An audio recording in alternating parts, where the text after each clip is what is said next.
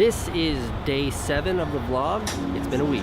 My main motivation in doing this is I wanted an impetus, a reason to be making movies every day.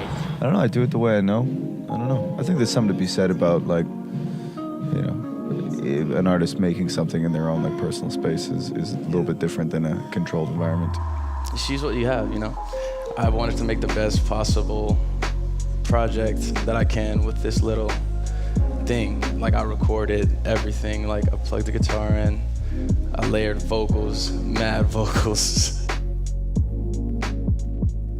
In life, you have two options. You can do your own thing and stand out, or you can do what you're supposed to do, you can do what everyone else does, and you can fit in. There's nothing wrong with fitting in, but you're fitting into cultural or societal norms that were created by other people. Now, in some cases, these norms are great, but in others, they don't make sense. These norms, these rules, were created by someone just like you or someone just like me. I don't know who created these norms. Chances are they weren't anyone smarter than you or me. And if I'm not a fan of the way things are, I just do my own thing because I trust myself and I trust my perspective more so than that of other people. So I've worked for myself almost my entire adult life. I don't know that I could function in any other environment. I don't do well when I have someone questioning my judgment. You know, I just rewatched this amazing Steve Jobs quote from like 1996. So the thing I would say is, when you grow up, you tend to get told that the world is the way it is. And your life is just to live your life inside the world, try not to bash into the walls too much, try to have a nice family life, have fun, save a little money. But life, that's a very limited life. Life can be much broader once you discover one simple fact, and that is everything around you that you call life was made up by people that were no smarter than you. You know, there's plenty of kids too that do everything on there. I mean, with technology too, it's like you can get a laptop and you can make whatever the hell you want. You don't need anybody. Yeah, iPhone. You're all good to go. I don't know how to do it any other way. I've been in the studio a couple times and I always feel really uncomfortable. So I don't know. I do it the way I know. I don't know. I think there's something to be said about, like, you know, an artist making something in their own, like, personal space is a little bit different than a controlled environment too. So. There's no reason that I had to do it this way. I just wanted to. Yeah. You know what I mean? Yeah. It's like stupid to have these. I mean, it's not, I think it's tight. But you know, you do not need like an analog mixing console to make a record now. It's like there's, you know, you don't. And the thing is with that whole spectrum of thought too is like, I don't care if people make stuff on the computer. That's great. Right. Do your thing. If you make something, I don't care. I don't know. Record it on your phone. If you like it, then that's great. It doesn't matter how you made it. It matters what you came out of it. You know what I mean? Yeah. So, and the same with anything. Same with making music videos or movies, or, you know, that doesn't matter. So with this, I discovered these apps, and I'm just like, whoa, exploring this world of sound with this little device in my pocket.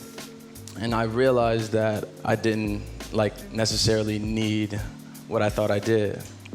So from there, I just started, you know, pressing stuff and figuring it out and just getting some really, really bad beats out at first before I found the piece called the iRig, and that's when I started to combine my knowledge on what a drum beat was along with my guitar playing skills and bass. When I started to combine the two, it's like, wow, I can like create this with this. So from there, I went on to just making beats after class, and that's all I did. You just have the ability to do so much more now on your own and really kind of create your own sort of wave, for lack of a better word. So I would say for people that today, like, just ride your own wave. You have the ability to create. You can shoot a music video using your phone.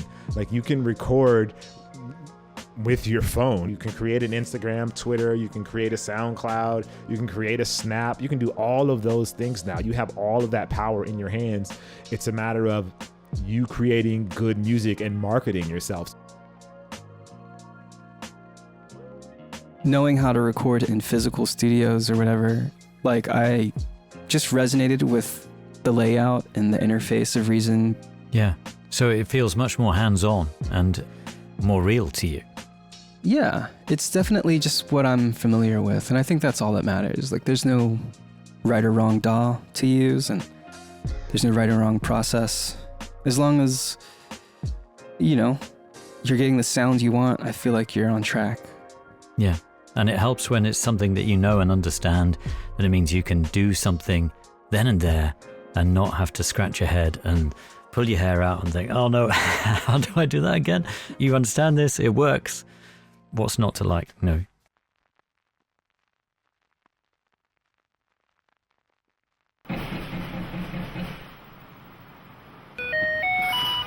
All right, what are these books? 2 post-structuralism books, complete bullshit theory. Let's go burn them.